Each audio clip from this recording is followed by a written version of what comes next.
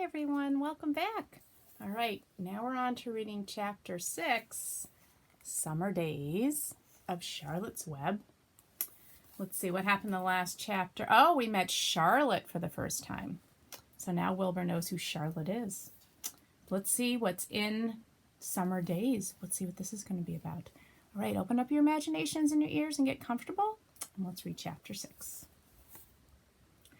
The early summer days on a farm are the happiest and fairest days of the year. Lilacs bloom and make the air sweet and then fade. Apple blossoms come with the lilacs, and the bees visit around among the apple trees. The days grow warm and soft. School ends, and the children have time to play and to fish for trouts in the brook. Avery often brought a trout home in his pocket, warm and stiff and ready to be fried for supper.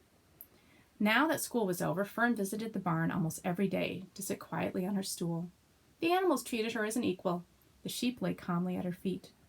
Around the 1st of July, the work horses were hitched to the mowing machine, and Mr. Zuckerman climbed into the seat and drove into the field. All morning you could hear the rattle of the machine as it went round and round, while the tall grass fell down behind the cutter bar in long green swaths. Next day, if there was no thunder shower, all hands would help rake and pitch and load, and the hay would be hauled to the barn in the high hay wagon, with Fern and Avery riding at the top of the load. Then the hay would be hoisted, sweet and warm, into the big loft, until the whole barn seemed like a wonderful bed of timothy and clover. It was fine to jump in and perfect to hide in, and sometimes Avery would find a little grass snake in the hay and would add it to the other things in his pocket. Early summer days are a jubilee time for birds. In the fields, around the house, in the barn, in the woods, in the swamp, everywhere, love and songs and nests and eggs. From the edge of the woods, the white-throated sparrow, which must come all the way from Boston, calls, "Oh, Peabody, Peabody, Peabody." On an apple bough, the phoebe teeters and wags its tail and says, "Phoebe, Phoebe." The song sparrow, who knows how brief and lovely life is, says, "Sweet, sweet, sweet interlude, sweet, sweet, sweet interlude." If you enter the barn, the swallows swoop down from their nests and scold, "Cheeky, cheeky," they say. In early summer, there are plenty of things for a child to eat and drink and suck and chew. Dandelion stems are full of milk. Clover heads are loaded with nectar. The Frigidaire is full of ice-cold drinks. Everywhere you look is life. Even the little ball of spit on the weed stalk, if you poke it apart, has a green worm inside it. And on the underside of the leaf of the potato vine are the bright orange eggs of the potato bug. It was on a day in early summer when the goose eggs hatched. This was an important event in the barn cellar. Fern was there, sitting on her stool, when it happened. Except for the goose herself, Charlotte was the first to know that the goslings had at last arrived. The goose knew a day in advance that they were coming. She could hear their weak voices calling from inside the egg. She knew that they were in a desperate cramped position inside the shell and were most anxious to break through and get out, so she sat quite still and talked less than usual. When the first gosling poked its gray-green head through the goose's feathers and looked around, Charlotte spied it and made the announcement. "I am sure," she said, "that every one of us here will be gratified to learn that after 4 weeks of unremitting effort and patience on the part of our friend the goose, she now has something to show for it. The goslings have arrived. May I offer my sincere congratulations?" "Thank you, thank you, thank you," said the goose, nodding and bowing shamelessly. "Thank you," said the gander. "Congratulations," shouted Wilbur. "How many goslings are there? I can only see one." "There are 7," said the goose. "Fine," said Charlotte. 7 is a lucky number." "Luck had nothing to do with this," said the goose. "It was good management and hard work." At this point, Templeton showed his nose from the hiding place under Wilbur's trough. He glanced at Fern, then crept cautiously toward the goose, keeping close to the wall. Everyone watched him, for he was not well liked, not trusted. "Look," he began in a sharp voice, "you say you have 7 goslings. There were 8 eggs. What happened to the other egg? Why didn't it hatch?" "It's a dud, I guess," said the goose.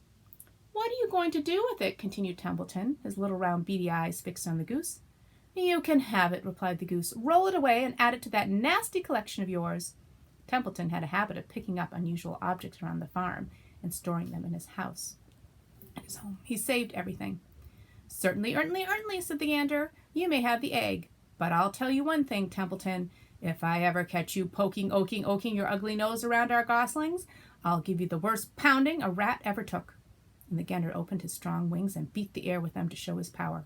He was strong and brave, but the truth is, Both the goose and the gander were worried about Templeton, and with good reason.